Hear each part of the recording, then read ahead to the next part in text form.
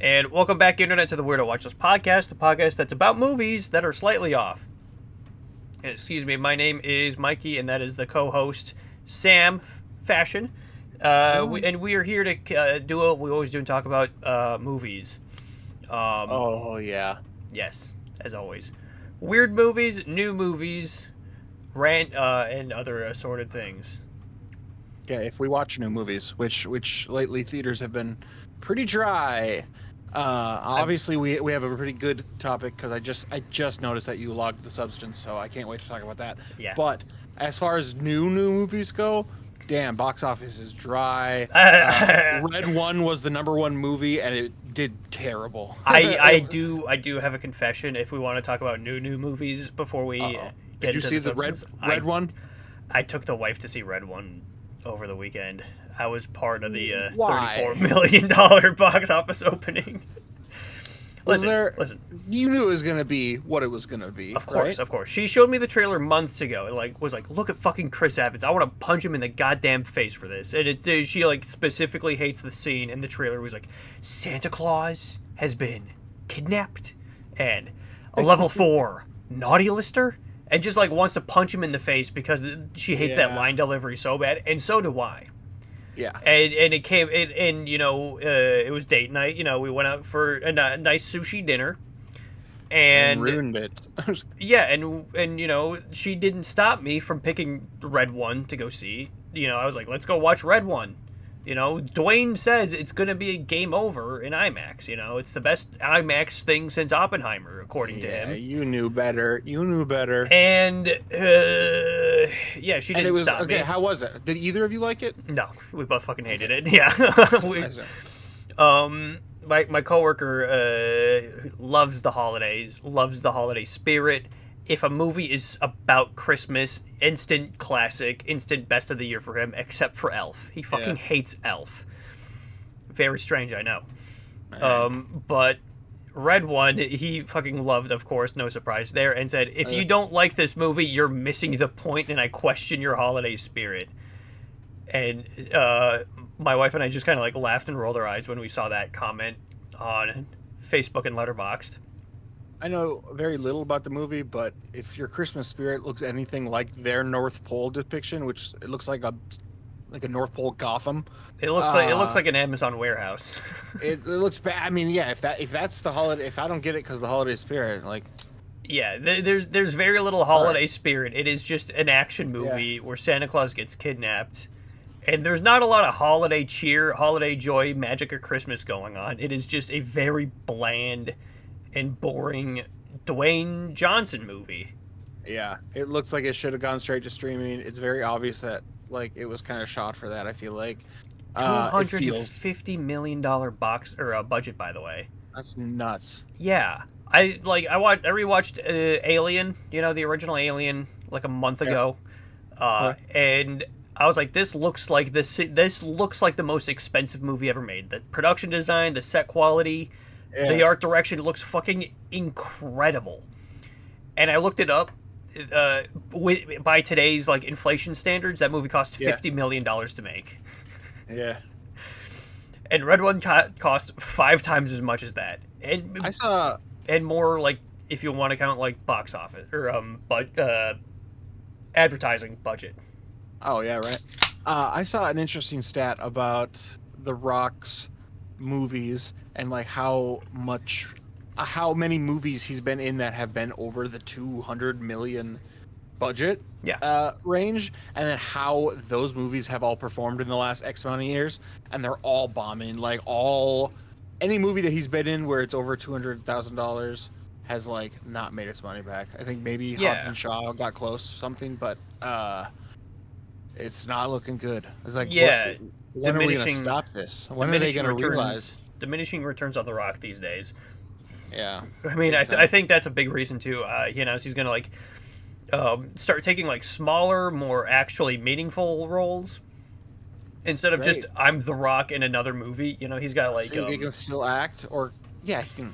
Well, yeah, I mean, honestly, last episode. Last episode. I don't know how I felt about some of his acting in that, but yeah, I'm not a huge The Rock fan, but he's a positive guy in culture and whatever. Yeah, he's just a little bit egotistical. he's kind of like corporatized his own image in his own brand identity, but he does have I think like the Smashing Machine is the name of it, where he plays like some like wrestler for a biopic, and he looks fucking insane in that movie. He looks unrecognizable, and that's going to be like a big dramatic. This is new or this older? This is new. Okay. This is coming out, yeah, and it's got The Rock in it as like this old wrestler, I guess. Who it's directed by one of the Safdie brothers. Okay. So yeah, actual like a dramatic role for the guy. That's not, look at me, I'm The Rock, somewhere in the jungle, crushing dudes and Jungle Cruise.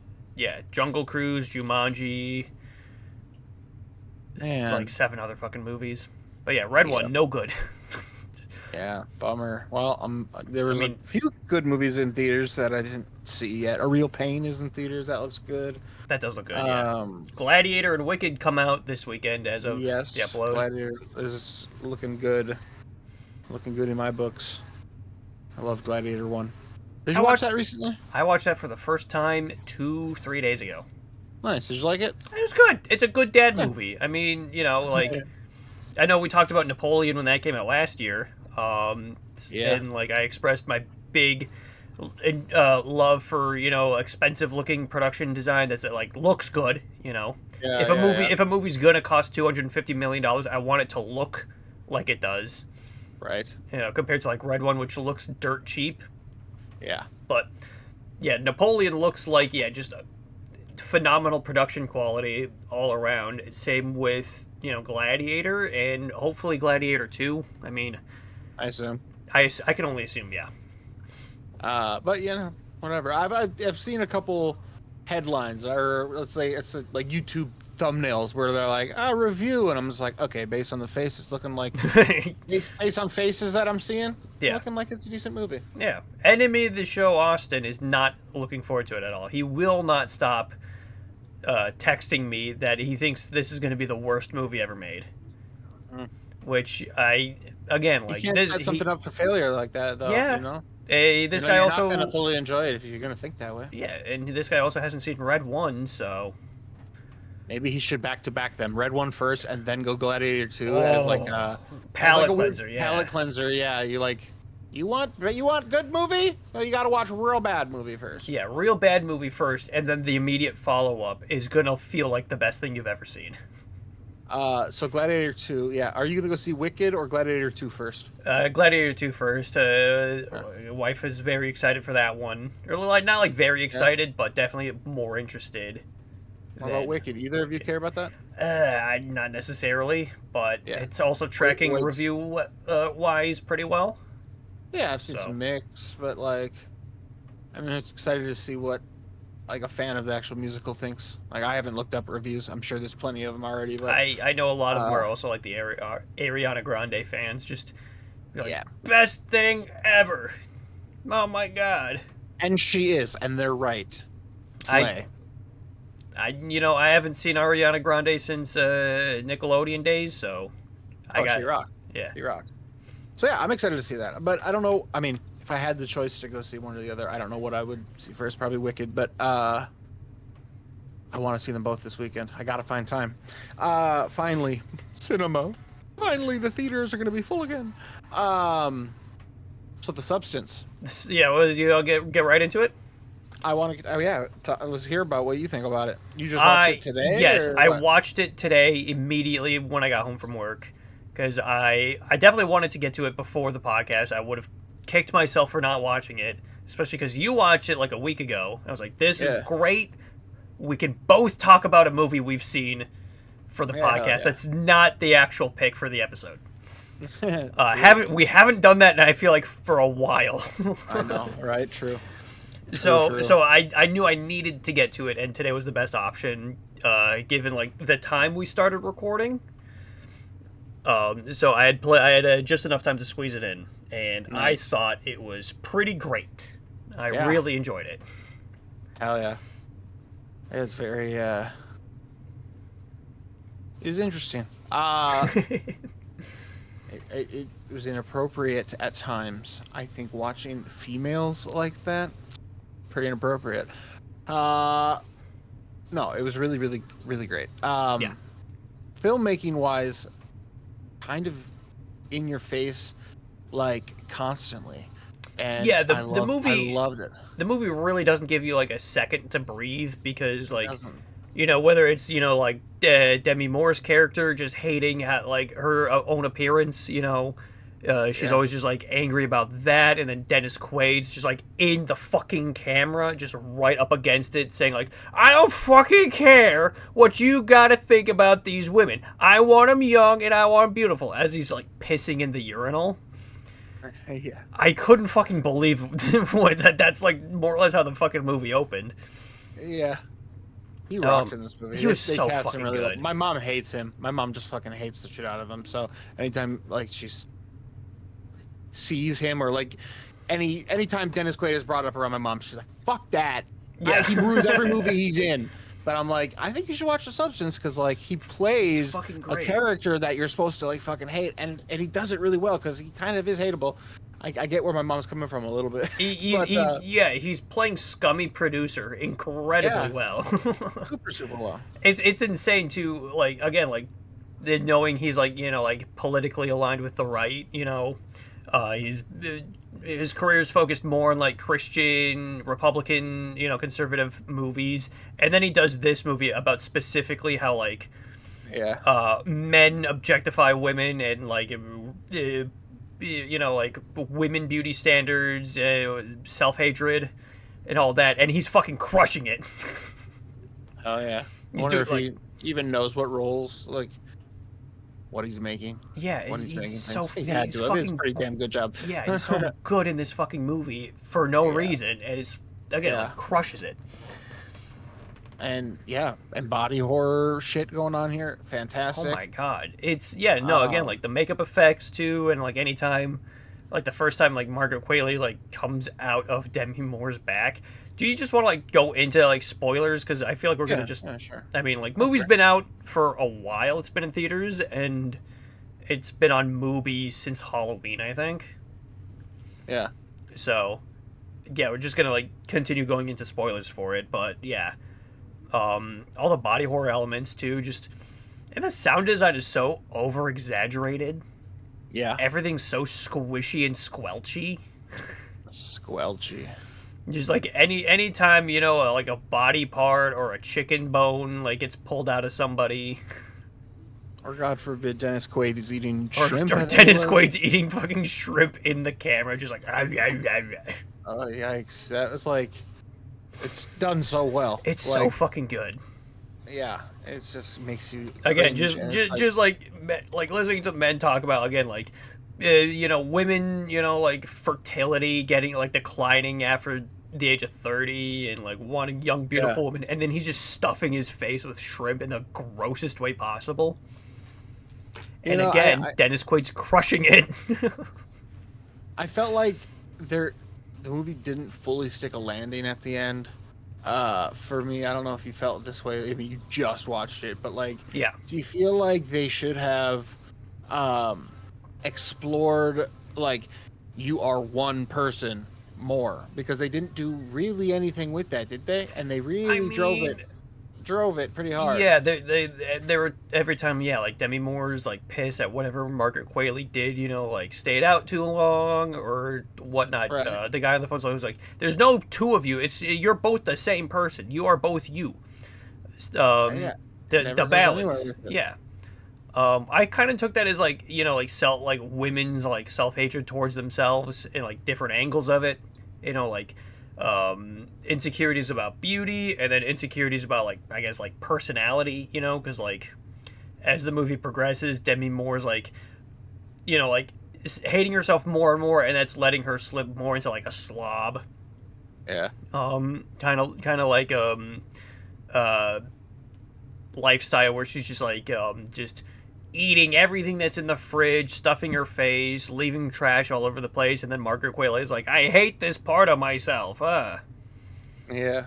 So that's kind of how I took it. It's just like the bipolar parts of how women would hate themselves, I guess. Sure. suppose. Yeah, it just felt like there was supposed to be something deeper in this that it never did. Yeah. That's how I feel. There was something missing. Like the ending, though satisfying in a very visual way, I don't know if just everything was wrapped up super in a neat bow. Not that like the ending had to be, but like it didn't nail any point home for me. Like, yep, there's the insecurity, and it'll eventually cause you to be a fucking monster. I guess. Yeah, Monstro Elizabesu, I think was the title card. Yeah. Oh, really? Okay. Yeah, because like the movie's like like 3 loose chapters, like Elizabeth Sue and then Monstro Elizabesu. Oh, that's right. Yeah, that's funny. I really need to rewatch the end of this fucking movie. Because maybe there is something I'm missing, but like there was no lesson. There was nothing. There was just like a visual feast, which was the whole movie, I guess. The movie's like was a visual and energetic, fast-paced thing, but it felt like it was setting things up to be more, and it never went with some of it. Yeah, it's got its like big bloody explosive ending, with the big monster just like bleeding all over everybody. He's like, "You're a monster! I hate you! You're ugly! Ew! Kill it!" Just like crawls out into the street and just like explodes. And then I kind of like thinking about it. Again, like I haven't had the chance to really like sit and stew with it like as long as everybody else. But like kind of thinking about when Demi Moore's like placenta kind of like crawls out, if you remember that, crawls out of like the mess, and just like I kind of see that as like finally a little bit of self-acceptance as she's like crawling towards her own like Hollywood Walk of Fame star. Oh, that's right. Yeah. Which by the way, this is like the second time I've seen a movie with like a living placenta. Yeah. What was the first one? The first one was called, I think it was a trauma movie called My Life as a Teenage Placenta, parentheses, The Miracle of Life. It was a fucking horrible movie, by the way. Just boring as all hell and fucking terrible, yeah. And it's about, like, the movie starts, right? I remember this vividly. I watched it, like, as part of, like, a sort of, like, Riff Tracks commentary. Okay, yeah. And they couldn't even, like, joke about it because it was so bad. But I remember the beginning of that movie being, like, how, like, women will, like, give birth and then the placenta falls out and then they get the option to, like, take it and eat it. Well, this woman gives birth to the placenta and then the baby, and then she eats the baby because the placenta is her son. It's got like a face and it goes to high school. I love that. On paper, it's but kind of fucks. Yeah, kind of an insane concept. Like flipping the script on childbirth. You sold me. Yeah, I'm gonna invest in this movie. Letterboxd has it called the Miracle of Life, but I think if you look up My Life as a Teenage Placenta, it should pop up. Okay. But yeah, again, I fucking hated it because it's just some like emo depressed placenta getting bullied in high school for being a placenta, and it felt like it was never going to end. He didn't ask to be a placenta. He didn't ask to be a placenta. I just came first. All right. Yeah. My mom ate the baby. I'm what's left. Anyway, so the substance placenta, crawling out. Yeah. So yeah, I mean, it had a decent ending. You're right. It did, but great movie overall. Oh really, yeah. I don't know like much from this director. Actually, I don't even know if I looked it up. She did one other movie called Revenge from 2017, which is about like a woman gets like assaulted out in the desert, left for dead, and then she goes and hunts down the dudes that did it. And it's another one of those like kind of like flips the script on like just hot, like normal exploitation of women in movies, like male gaze, stuff like that, where I haven't seen it, but I've seen a clip of the ending where she's like plowing through dudes with a shotgun and all the dudes are naked, but she's not. So she's just like going through all these dudes and their dicks are out. I couldn't tell you much else about the movie. I haven't seen it, but I've got it on my watch list. Of course you do. After that, Yeah. I'm into it. What else have I watched? Have I watched anything good? I do want to talk more a bit about Demi Moore in The Substance, because tell me more about Demi Moore. Because I also thought she was like fantastic. I really enjoyed her performance. Especially there's the one scene when she wakes up from the 7 days, except I think they Sue like extended it by like an extra night.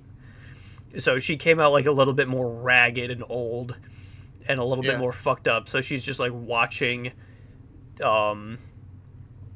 she's like watching this like late night special that Sue did while, Elizabeth was like asleep in the bathroom. And she's like, like watching this late night special, listening to herself speak so highly about how, confident she is in her own beauty and her life story and all that. And Demi Moore's just like, yeah, why'd you fucking tell them how you stay so young and beautiful, huh? Just fucking tell them. And like her whole exchange with the TV, I thought was like genuinely kind of like phenomenal. Yeah, I really enjoyed it. Yeah, she it's rocks. Like the one big scene that like stuck out to me. I was pretty surprised that she didn't do a whole lot for a long time in this movie. I was just like, because I did see, before watching this movie, I saw quite a bit of praise for her specifically. Yeah. And the first half of this, I mean, maybe not half, maybe that's exaggeration, but for a good while in this movie, she doesn't really fucking do anything. She just kind of goes with the flow. You know what I mean? She doesn't show a ton of emotion. She just, so I was surprised how reserved the role was, and I was just like, she's not doing anything. Like, there's some crazy shit going on screen, but it wasn't until she started, like, getting more and more like fucked up. Yeah, losing days. Yeah, if you will. The finger. I started with the finger, I think. Yeah. But it wasn't until then where she really started fucking acting. I mean, she really like put on like there was things for her to act, basically. Yeah. And that's she turned it the fuck on for sure. She's getting less, again, like like her insecurities are starting to show more, especially like with the big billboard of Sue like staring her down in her apartment. Yeah. Just like like she like has the substance because she wants like that younger, better version of herself, and she's got it. But when she's in like the 7-day period where she has to be herself, she's fucking miserable because she's not Sue. And so she's got building up resentment for that because she's, again, like even like trying to go on a date with a guy who was like, you're the most beautiful woman I've ever seen, Demi Moore, and she can't because again she's got like Sue like staring her down, even though again that's still her, but she doesn't see it that way. She thinks it's a different person. So like really fucking good shit. Who curse words? Come on. This is a rated R podcast for swears. The Substance is rated R, so I can curse all I want about it. Yeah, we talk about R-rated movies, like Red One. Is that R-rated? No, it's PG-13. Oh. They almost snuck an F-bomb into the movie too, which I was like, this is a Christmas movie. What are we doing? There can be one, right? There can be one in a PG-13 movie. Yeah, but this is also one of them, like Red One's one of them movies that are like, like get your family to the movie theaters for the Christmas event of the year. Yeah, it'd be definitely frowned upon. Yeah. Not illegal, but definitely a bad move for what they're going for. Yeah. I should go see it. You shouldn't. No, don't do it. Don't. Stop it. I made the sacrifice so no one else I know should. Okay. Thank you for letting us know that it was bad. You're welcome. Without you. Yeah. Nobody else would have known by the trailers or the posters or The Rock or anybody else unless I had seen it. True. Yeah, I'll be skipping it. I'll be skipping it for sure. What else was in theaters? There's nothing else I've seen in theaters recently. Honestly, I don't think there's even anything. Oh, and I want to go see Nora, but Oh, yeah, no, that's also on my list too. Yeah, that's not going to be in there. I'm jonesing to see that one. Yeah. Yeah, I heard it's got great reviews. I heard great things. Yeah, one of the like top movie of the year for a lot of people. Yeah. Yeah. There's quite a few movies coming out. It's the fucking season. Tis the season. Tis the season. Am I right? For the blockbuster what blockbusters are coming up? The Gladiator and Wicked fucking tonight.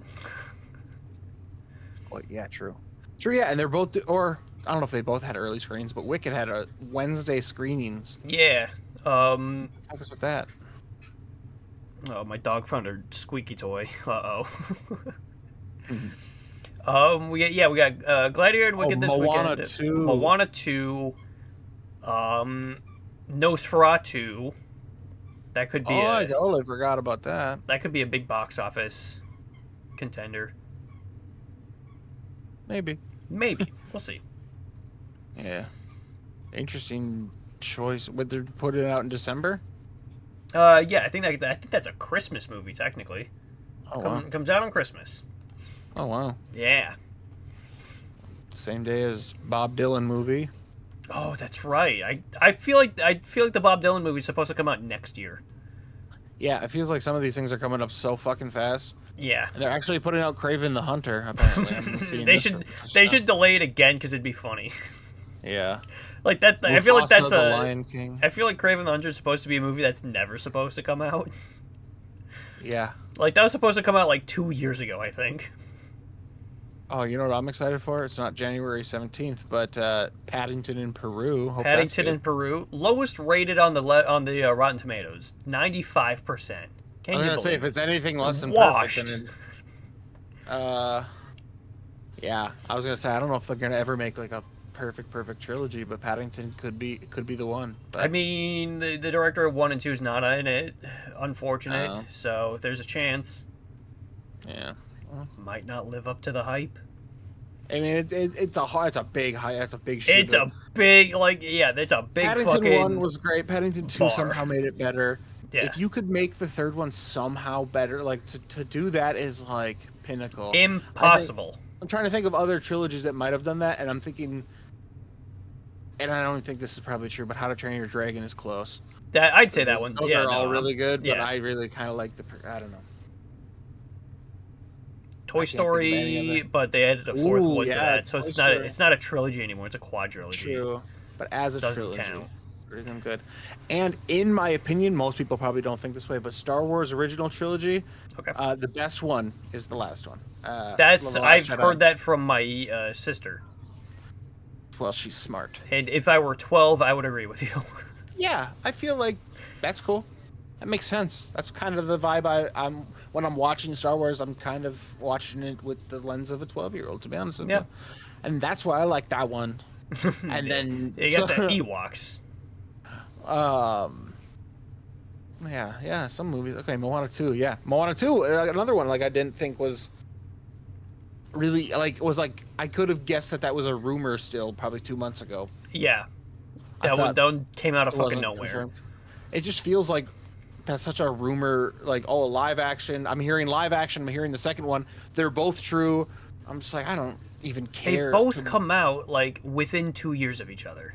It's nuts. Yeah, that should be illegal, I think, actually. Moana 2 will make the money. I mean, I'm sure it's a big, expensive one, and yes, The Rock is the voice, but yeah, he's in it. I hope the live action He's in bombs. both of them. The Rock's in the live action as I know, the but same I character. Hope it bombs. I hope, like, because of that.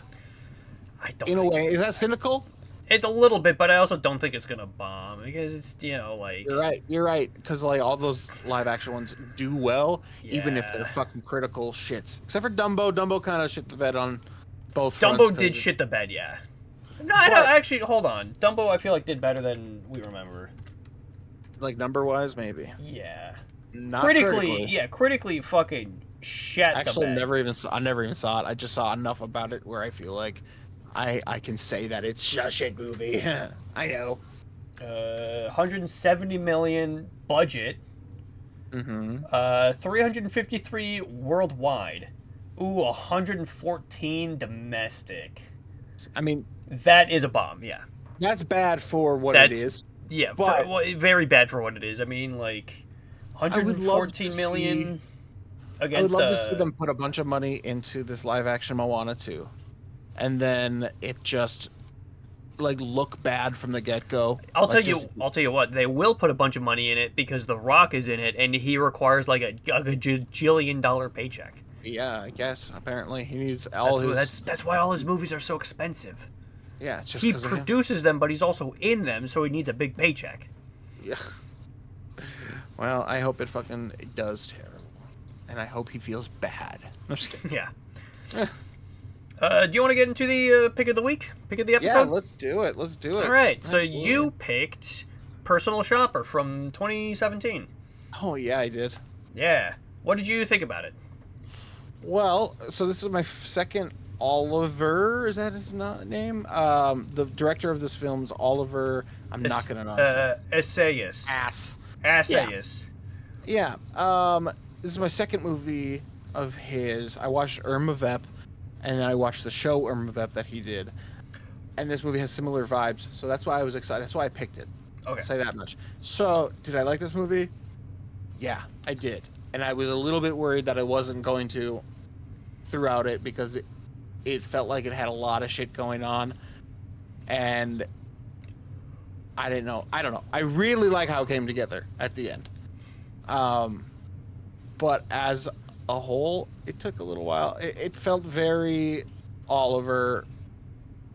It felt very Irma Vep, and I like that. But it did it better in a different movie that I've already seen. Sure. It feels a lot like that. I wish you haven't seen Irma Vep, have you? Nope. From the 90s. It feels very similar to that. It has a lot of the same themes of like a famous person and like desire to be somebody else and all of this, and it plays with it in this movie really, really well.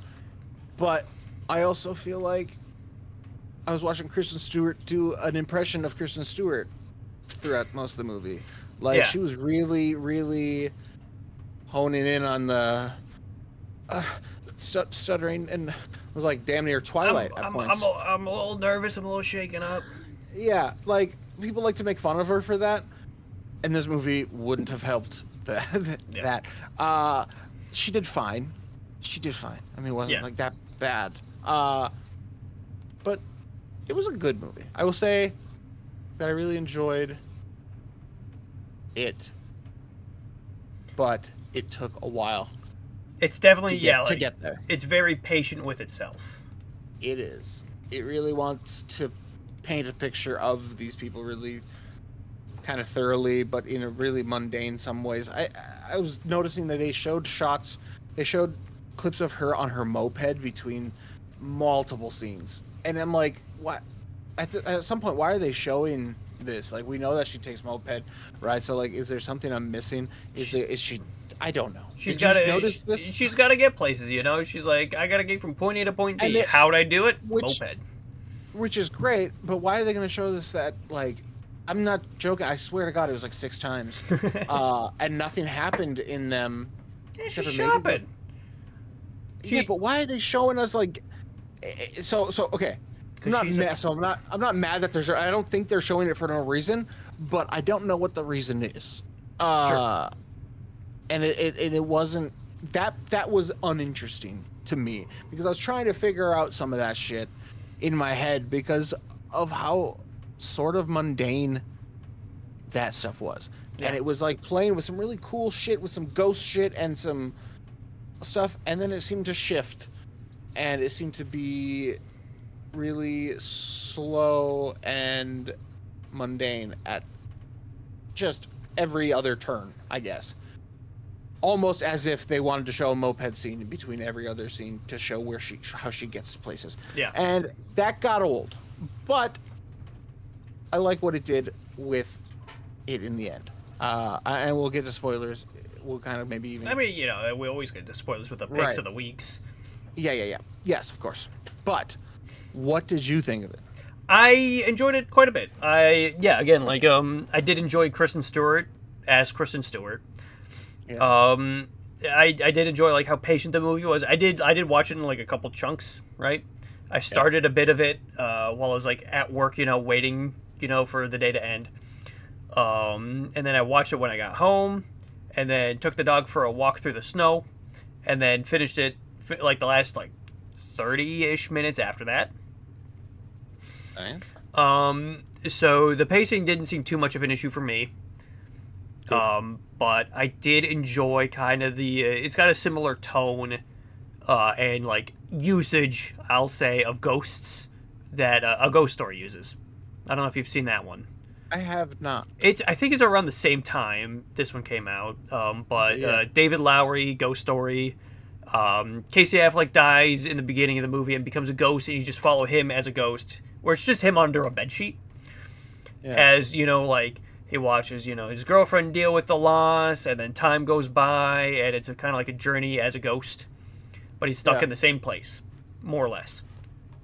One of my favorite movies from the year it came out. I fucking love it.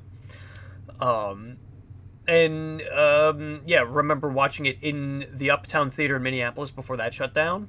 And the couple sitting next to me walked out during an infamous pie eating scene that lasts 8 consecutive unbroken minutes, where Rooney Mara is just stuffing her face with pie after, Casey Affleck dies.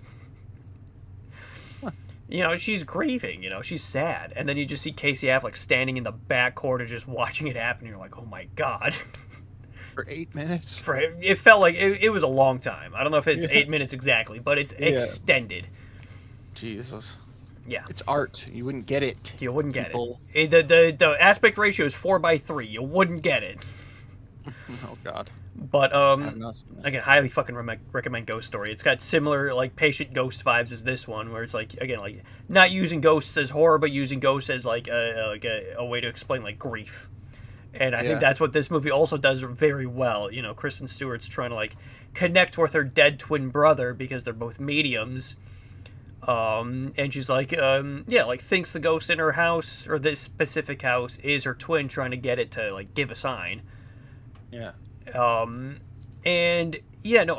really enjoyed that aspect of the film too. And then, there's the whole scene with her receiving the texts from the mysterious stranger. What are your fears? What are your desires? Are you gonna do this? Are you not? Where are you? Did you know who it was right away? I didn't know. I took that. I read that whole scene until the reveal as her that's her conscious. Yeah. That's her inner conscience telling her you should do this. Hey, do you want to do this? If you do this, why isn't that bad? Huh? Kind of egging her on. Yeah, I feel like it's a good assessment because I feel like that's what she was using it as. Yeah. Because she doesn't know who it is. I mean, the movie's not telling us. I just knew. It was just obvious to me, unless the movie was gonna go a route where it was actually it wasn't a person, it was her conscience. I was waiting for something like that, but then when it was just the dude from that she talked to that was very questiony the first time he talked to her, and then instantly got her number after he showed a little bit of interest in her, it was just super obvious to me, and that's what bothered me the most. I'm just I understand she's using it as, I don't know, a faceless thing she can communicate with. Yeah, kind of a way to spill her feelings. That it's just this annoying, creepy guy that wants to be creepy. It's the guy it's the only person Kristen Stewart gave her phone number to in the movie. Did she give it to him? I don't remember. I don't remember either, but I remember the scene that he's in the first one, and he's waiting for the famous Kyla. I don't remember the famous something like that. Yeah. Waiting for her to be done with her lawyer because he doesn't want to, it was she wants to break up with me. I was like, oh, man, this guy's a fucking creep. He wants to probably murder her. And lo and behold, oh my God, boom, murders her, and then texts Kristen Stewart a bunch of creepy shit. I'm just that was super. It didn't feel like a twist, and I don't know if it was even meant to be a twist. Yeah. More of reading as it's just a faceless person. She can take any creep and make it into this conscious, using that for however, I don't know, rebellion or however this whole fear thing she's got going on with wearing the clothes of her boss. Yeah. But I don't fucking remember where I was going with this. But oh yeah, just saying it was frustrating that I just knew she was just texting a creepy guy. So, but otherwise, I get what they're going for. And that's why I like it. And then, so the part I like the most, is this theme of how it, and they started exploring it towards the end when she starts having doubts like, I don't think he's giving me a sign. She saw the ghost that wasn't him, a ghost that spewed ectoplasm. That was weird. Yeah. It was really weird. And she's like, I don't think like he's giving me a sign at all. Like she's finally gonna give up. And then she starts toying with the idea of like, is this just, am I willing to believe the stuff that I'm hearing, these small signs, because my brother ingrained that in me? Yeah. Like he was so sure. Like, is he kind of gaslighting me from the grave in a way? He's not there. There's no knocks. And that final knock where she's like, you know, is it you? Is it you, Lewis? And then nothing. Like, or is it just me? Knock. Yeah. And then instead of fade to black, which they've been doing the whole movie, which I thought for a long time was super cringe until this moment, they just like white. Do you remember this at the very end? Yeah. So fade to white, and she kind of almost looks into the camera, or is it just me? Knock, big knock. She almost like jumps. Fade to white. First fade to white. All the rest of the fade to blacks have been all these like doubts and all these like moments of like unsureness, and this one moment when she's like, is this just me? Fucking boom, big scary realization, fade to white, movie's over. Yeah, it's kind of like, yeah, like that was such a sick ending to me. I don't know why I thought it was like so like the fade to blacks were so cringy the whole time. My girlfriend even said something. Jesse said like, this is like some Apple movie shit going on here. I'm like, I don't know why they keep doing that. But then the fade to white hit me, and I'm just like, fade to white? This guy, he's a director. Shit. He got it. He figured it out. Yeah, so, I mean, maybe he just used language of cinema well enough where I went, oh, the movie's good. I mean, honestly, yeah, like, you explaining it like that, like, yeah, like, again, like, fade to black, you know, like, anytime, like, she's like, yeah, like, unsure of what's going on, you know, like, self-doubt, you know, like, again, like, still miserable, and then, you know, like, the first time she gets, like, some actual reassurance and, like, understanding and acceptance of what's happening, it, again, like, fade to white. That's it. Yeah. Yeah, it was a great ending, I thought. But, I don't know. It felt long. Did it feel long? You watched it in 3 segments, so. I mean, again, yeah, it's an hour and 46 minutes. But again, like it's because it is such a patient movie. It takes its time. A lot of it is Kristen Stewart like shopping, you know, for her celebrity boss, you know, trying on clothes, texting a man, you know, like it is just following Kristen Stewart around for a while, and then like really just wishing she'd get a fucking sign from her brother, and then, you know, like she's talking to somebody, and then like the one moment of silence she gets, you know, you see like the glass like floating behind her, like coming across the screen in the background, and then it just drops, and she's like, must have just got knocked over. You know, like trying not to believe that, you know, that it could have been, but also wanting to believe it was her brother. And then like somebody asks like, what happened? You know, she's like, it probably just got knocked over. He must have left it on the edge of the counter. Right. It's just like showing what you're willing to believe is going to be the truth. Yeah, kind of, in a way. Yeah, again, like, you know, like, if she's looking for signs of her brother, she'll find signs of her brother. Yeah, difficulty processing grief, accepting, you know, like, whatever, like, sign you think will make yourself comfortable with, even if you still can't come to terms with it. Even if you see it straight up in your face, you see a glass floating in your face, it drops to the floor, it's still just you. You know, like that. I feel like that was such a like. She has like this like almost like not unprovable, but like she has this proof of a glass floating in front of her. She's not taking a picture of it. She just has what she can see. But does she still have to believe that? Is it just her? I don't know. Yeah, is this the sign her brother is like giving her, or is this again because she's a medium, just another ghost? Yeah. You know, she saw one at the other house that fucking like came at her. And maybe the ghost is, somehow, God, this is gonna sound almost cringe, but like the ghost is her and her grief, like almost like a demon. Like it's there, it's always there. It's her grief, and she can float that glass. Like it's not another ghost. Especially it's again like that especially that first ghost in the bigger house where it's just like scratching at all her shit. That kind of like angry grief. I mean, she's almost manifesting it with the thought of like all these spirits, all this afterlife stuff. She's like manifesting it, and it's just her. It's just all in her. I mean, it's not like she's making a ghost show up. She is the ghost. You know what I'm saying? She is the ghost the whole time. It was Casey Affleck the whole time. It was Bruce Willis the whole time. Shit. I thought they might go somewhere where like, oh, Kristen Stewart might be dead this whole time. I thought there was gonna be like some like crazy like twist or something. I don't know why. Well, I do know why because it's on the Weirdo Watchlist. Wow.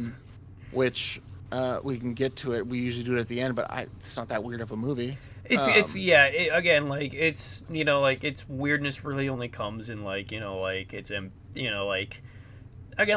ghost elements of it, but again using its ghost more for like metaphor and grief process and ambiguity. Not weird, not not Justin Timberlake sniping a woman on the beach who wants to suck Dwayne Johnson's dick.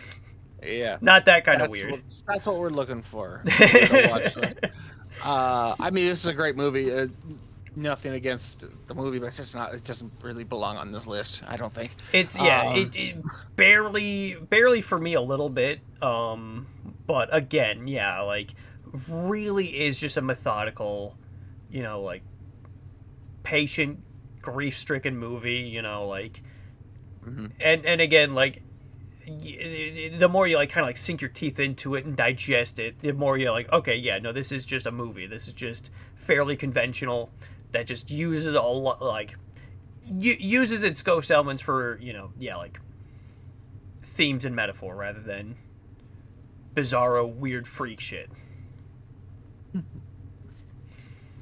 Weird freak shit. That's what I'm into. Yeah. So, yeah. Out of 10. What'd you give it? Out of 10, I'm gonna give it a 6, and it's a soft 6 because I feel like I could be saying a little bit higher because I feel like when I watched Irma Vep, I had this very same feeling where I was like, I feel like a lot of that movie was a waste of my time, but eventually it just grew on me, in a weird way, and I feel like this movie's already doing that in this conversation. I would have probably given it more of a 5, maybe even I don't know, but I feel a 6 right now. Soft gentleman 6. I'm feeling a generous 7. Inches. Wait, what? What? I'm sorry. 10 out of 10 then. Yeah, 7 out of 10. I know. I don't our scales are skewed or different. But sure. You should watch. I feel like you should watch Irma Vep. I feel like it's so similar in so many fun ways, I guess. And if you liked this, then yeah, I saw it at Trilon. It was okay. I was stoned out of my mind. I was just I don't know what this movie's about, and imagine watching Personal Shopper just at the Trilon, just on your mind, you're what is? Nothing's happening really. You know what I mean? Yeah. And then it just kind of clicks, and it's just oh god, there was. I just don't want to jump back into this review here, but there was one scene where they were talking about. She was talking about being a medium. She's it's a vibe. She says that specifically, vibe. She's it's a feeling. You get this presence. It's the door is slightly ajar. And when she was saying that, it made me think of these movies, of Irma Vep and this one, where it's just it's just a feeling. Things don't really have to make sense. It's a little bit of a vibe movie in that way, and I think it was kind of telling us that in a very direct way. In Tenet, was the science ladies explaining the reverse gun to the protagonist, and she's like, "Don't try to understand it, feel it." Yeah. Yeah, honestly. So it's kind of like the same thing, but not badass or really cool, but instead kind of sad and melancholic. Yeah. Badass. Tenet's badass. Awesome movie, that Tenet, but that's a conversation for a different day. Even if it's on the list, even we don't know. I don't like it. Didn't like it much at all. You should rewatch it. It's good. Good movie. Anyway, yeah, 7. So 7 out of 10. Nice. Do you think it belongs on the list? Kind of mid. Kind of. Again, barely, but again, it's definitely more. Again, like surface level. Yeah, sure, weird, but again, when you like get to understand and get to know 500 movies. If you wanted it to be like 500 movies instead of as many, this one would be removed before a lot of others. Yeah, is what I think. Yeah. So. But good movie. Go check it out. Again, yeah. Good movie. Shall I reveal the pick for next episode? I want to hear what you got for us, my friend. All right. So, after much consideration across like 10 movies, this one was kind of like the first one I wrote down. But I am going to pick 1994's Angel Dust, directed by Gakuri Ishii. It is a Japanese thriller, cop thriller, cop horror thriller. Or a police psychologist suspects her former lover of serial murders on the Tokyo subway. I should have actually fucking Googled this movie first, but I think it's on YouTube. Oh, sick. Okay. And it's not in high quality on YouTube. I think it's in like 480p is like the max, but people have said that the like low quality kind of like adds to the mystique and the vibe of the movie itself. Bet. Yeah, my coworker Pat watched it last month for Hooptober and fucking loved it. And gave he didn't watch it for Hooptober, but he watched it for like an anniversary. Yeah, okay. If you just look up Angel Dust 94 on YouTube, it's the first result. Perfect. With English subtitles, the description says. So. Oh, beautiful. Yeah, so it's available on YouTube. I'm excited to check it out. It's been on my list for a bit already because they talked about it on the Pure Cinema podcast, and it sounded awesome. Very eerie, very, like Silent Hill-y, kind of like thriller. Wait. But yeah, Angel Dust, 1994, YouTube. Easy. Any final thoughts? I'm gonna go buy all the Wicked merch. Oh, dude, that's like $1 billion worth of merch. They have it's. I know. I'm on IMDb right now, and the thing on the banner is Wicked / Foster Grant, which is a high-end sunglasses company, and they have a couple. They have pink glasses and they have green glasses, and they're both ugly. So, yeah, shop the entire collection. Yes, please. Speaking of crazy merch, did you see before we fucking end the episode, the crazy merch made me think about like this new popcorn bucket they're gonna release for the Lord of the Rings anime movie. I don't know if you saw it. No. But it's a fucking Warhammer, a full-size Warhammer where like the hammer is the popcorn bucket, but it's got like a 2-foot handle that you can actually like fucking swing at people. That's a terrible idea. It's a fucking terrible idea. Yeah, like I talked about it with my coworker, and he was just like, "That's awful." Not even because someone's gonna get beat to death with it, but I can already picture bozos on TikTok just swinging popcorn across a lobby with it. Mm-hmm. But I thought more conventional, if you got a long group of people, like 7 people, you can pass that shit so easily to them. So true. Yeah, you can just like might spill some of it, but or if someone's being rude, take your popcorn, reach it in front of you, and just tip it. You don't even have to get up to do it. On the next episode, we'll talk about why popcorn buckets are ruining cinema. Yeah, because now everyone's trying to make the funny fuckable bucket. Thanks, dude. That's what they used to call me in high school. Funny fuckable bucket. That's right. Yep. Thanks, guys. Thanks for watching. All right, it's been beautiful. Thanks for watching. I've been your host, Mikey, and that's your co-host, Funny Fuckable Bucket. We'll see you next week or next episode. Bye.